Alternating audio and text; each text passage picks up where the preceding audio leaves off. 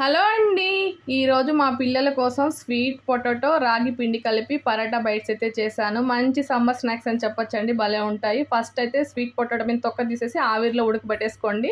తర్వాత ఒక గిన్నెలోకి 1 కప్పు గోధుమ పిండి, అరకప్పు రాగి పిండి వేసి ఉప్పు వేసుకొని మంచిగా చపాతీ ముద్దలా కలిపి పక్కన పెట్టండి. ఇప్పుడైతే మన స్వీట్ పొటాటో ఉడికిపోయింది. దీన్ని మెత్తగా మ్యాష్ చేసుకుని దాంట్లోకి ఉప్పు, పసుపు, కారము, కొంచెం ధనియాల పొడి, జీలకర్ర పొడి, కొంచెం నువ్వులైతే వేసేసుకుంటున్నాను.